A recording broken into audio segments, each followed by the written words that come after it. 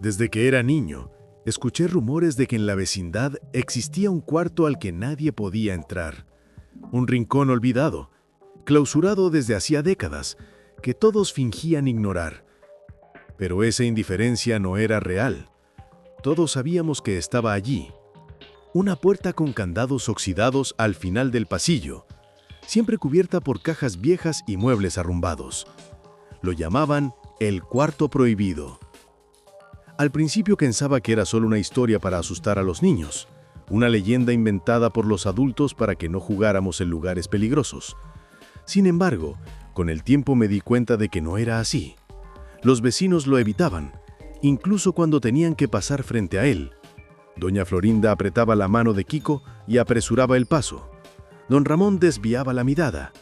Y hasta el profesor Girafales parecía incómodo cuando la conversación se acercaba a ese tema. Una noche, todo cambió. El viento soplaba con fuerza y el patio estaba vacío. Las lámparas parpadeaban como si fueran a apagarse en cualquier momento.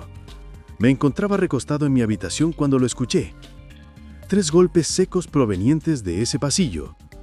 Me levanté con el corazón acelerado, y aunque sabía que debía quedarme, mis pies me llevaron hasta allí. Cuando llegué, vi algo que me dejó helado.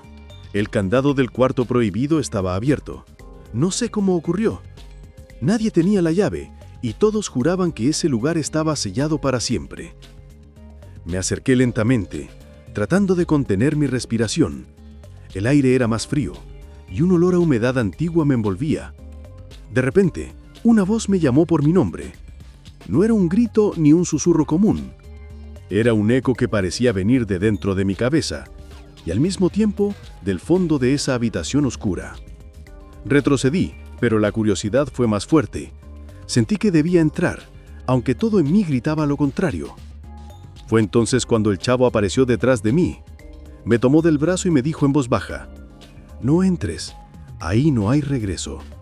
Sus ojos reflejaban un miedo genuino, distinto al que mostraba cuando lo regañaban o lo dejaban sin comida.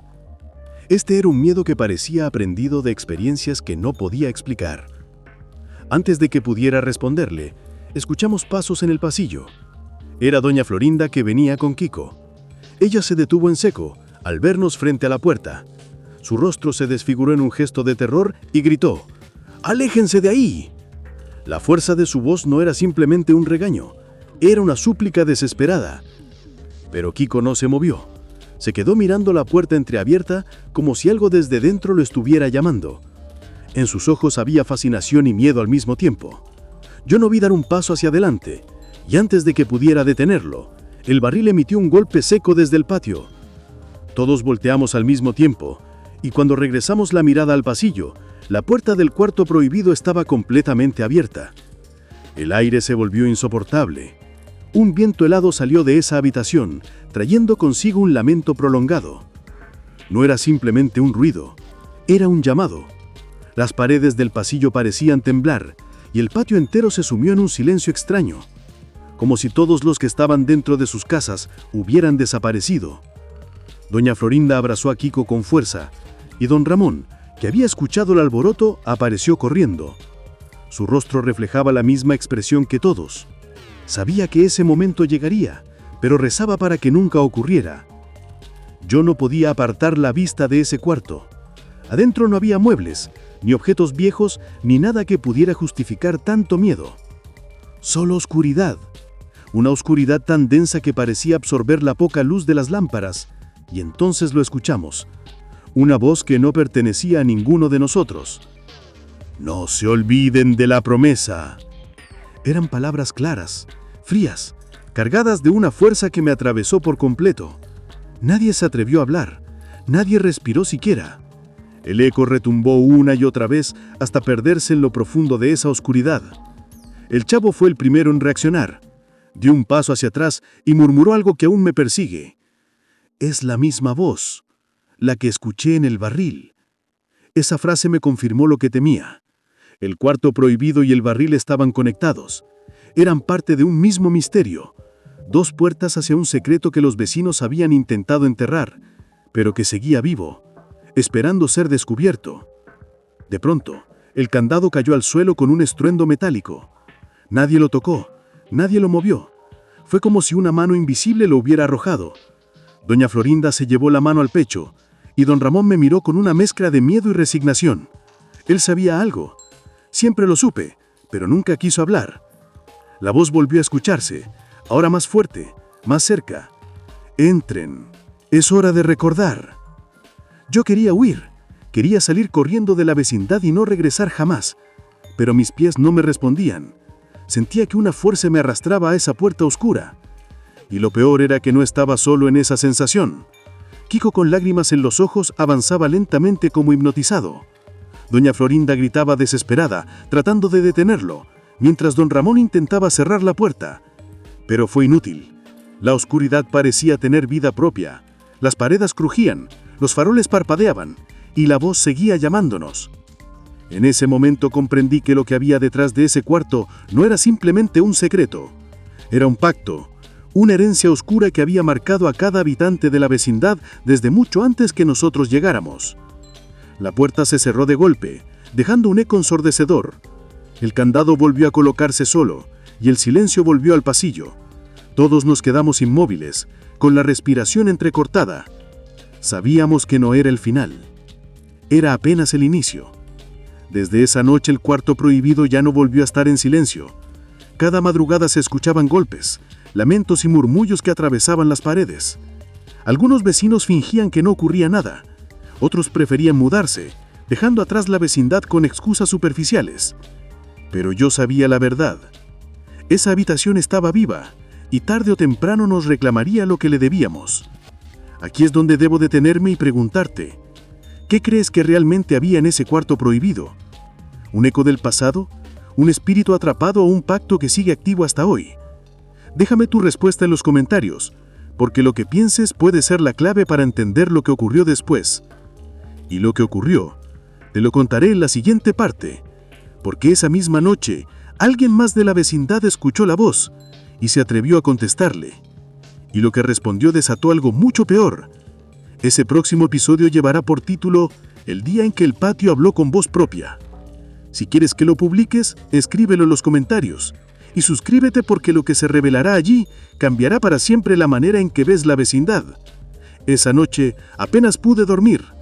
El eco de aquella voz seguía resonando en mi mente, como si no quisiera abandonarme.